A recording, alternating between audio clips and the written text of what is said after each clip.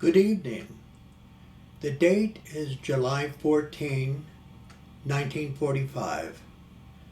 Germany has surrendered and war in Europe has come to an end.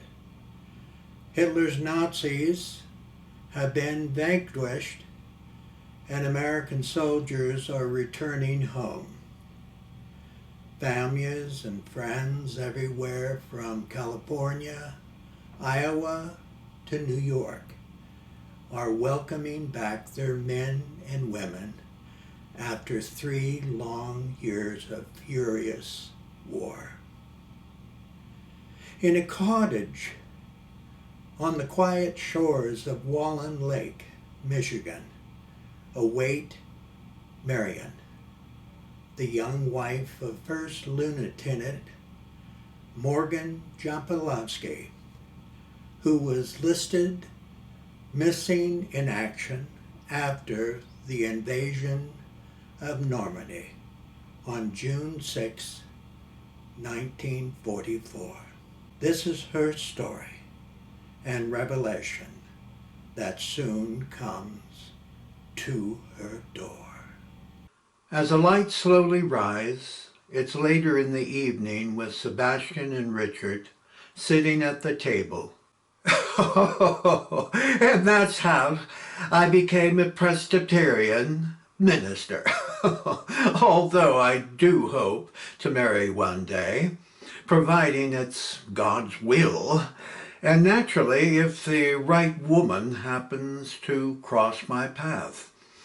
I'd say if God intends for me to be fruitful and multiply, he'd better bring her soon. And you, Richard, have you a young lady waiting for you at home? I did. But you know how things go. Yes, not exactly, no, but I understand what you're saying. Before the war, Sebastian, we planned to marry, but out of sight, out of mind, they say. Yes, at times I feel I've been spared all these years. Richard, has your father always been a farmer? No. He was an iron worker most of his life. He had a bad accident a short time before the war, but they kept him working in the office, ordering materials and invoicing jobs. He hated it. He's a proud man and missed working in the field. He'd much rather hang from a steel girder 40 stories in the sky with a freezing headwind than sit comfortably in a war office pushing paper. And your mother, Richard? They were divorced when I was young. I stayed with him and she lives somewhere near her family. Close by? I don't know, Sebastian. She never made a point of contacting me, and my dad doesn't like to talk about her. Weren't you curious about her? At first, yes. But as time went by, less and less. My dad gave me everything I needed, so I stopped wondering. Did your father remarry? No, he used to say, only a fool allows a mule to kick him twice. First time makes you wise, but the second proves your stupidity. I guess he didn't want people thinking he was stupid. I guess not. Well, the morning's getting closer, and we've got a big day ahead of us. Are you ready to go? Yes, sir. Harriet, we'll be leaving now. Harriet rushes in. So soon? I thought we'd play some cards and listen to music. It's still early, don't you think? Not that early, and I'm not as young as I used to be. I'll need a good night's rest for tomorrow's work. Harriet, thank you for the wonderful dinner, and we'll see you in the morning. Yes, thank you, Mrs. Jablonski. You're both welcome. If you want, stop by in the morning, and I'll prepare you a fine breakfast. We'll take you up on that, all right. Well, Richard, are you ready? Yes, sir. Mariam, come say goodbye. Mariam appears at her bedroom door. Good night, Pastor Dupree. Good night, Richard. Yes, see you both in the morning. Mariam, I'm walking them out. Can you straighten things up a bit? Sebastian, you're an angel sent from God. Now, I don't want to be hearing any of that, Harriet. I'm only a man. Sebastian and Richard exit upstage, with Harriet following behind. Mariam clears whatever is left on the table with the lights fading to black. Act 2, Scene 4. The cottage is dark and silent. Late in the middle of the night, an obscure figure enters the kitchen from upstage, moving slowly and cautiously. You soon discover it's Richard Brittenbach, who has a small duffel bag hanging from his shoulder and is carrying Morgan's red shirt to the dining room table. He quietly drapes it over the back of a chair and then reaches into his coat pocket, pulling out a small photo, which he places on the table. He quietly stands looking at the photo, then turns to leave, but from the bedroom doorway enters Mariam holding a shotgun. Whoever you are, I'm holding a shotgun, and I want you out of this house without any trouble. Richard turns and faces to Mariam. It's me, Mariam. Richard? I came to return Morgan's shirt. She sets a shotgun against the wall. So, I see. But why so late? Are you going somewhere? Yes. What about the roof? Does Sebastian know? No. He doesn't know. No. Has something happened to change your mind? Yes.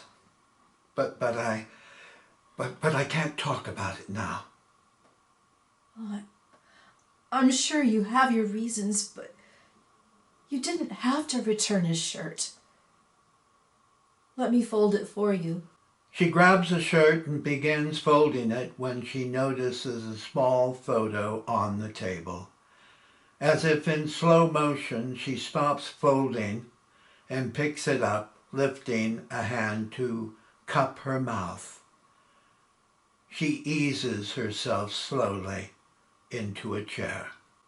Did you put this here? Yes. And I'm not who I said I am. I was born here, but when I was 7, my mother left my father and returned to Germany. There I lived and later enlisted in the army to fight for our Führer. I was taken prisoner during the Battle of the Bulge. How did you get this picture? Oh, we were in the woods when we came across Americans near a stream. We fired on them. My officer didn't want us stopping, So he ordered me to stay behind and make sure all were dead. We killed everyone except for what? I saw he was badly wounded, and as I pointed my rifle at him, he reached into his coat pocket and held up a photo to me. I'll never forget how calm his voice was. He said he made a promise. As I listened, the sounds of war fell silent. Everything was still. I wasn't sure what I should do. He was in great pain. I quickly took the photo, and he said to me, "I forgive you. I forgive you." How did he die? I'm sorry. Tell me how he died. I think you know. Tell me, how did he die, Richard?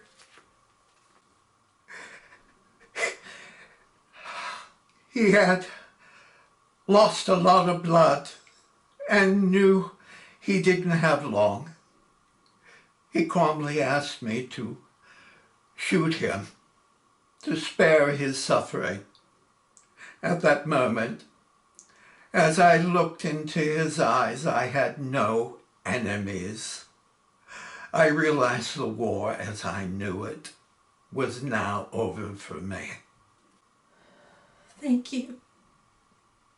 What? I don't understand. I just said I killed your husband. You kept his promise for me. You better go. Yes.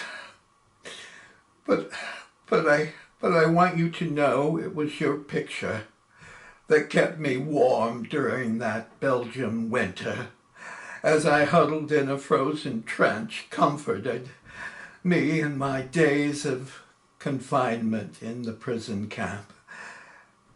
I want you to know I fell in love with you, and now I truly understand the great loss your husband felt, knowing he would never set his eyes on you again. I'm sorry, Mariam. Please, please forgive me. We're taught to love our enemies, aren't we? Our war is over. Goodbye, Richard. Richard leaves, leaving Mariam in the dining room, clutching the red shirt. Soon crossing downstage from the kitchen is Harriet, wearing a robe.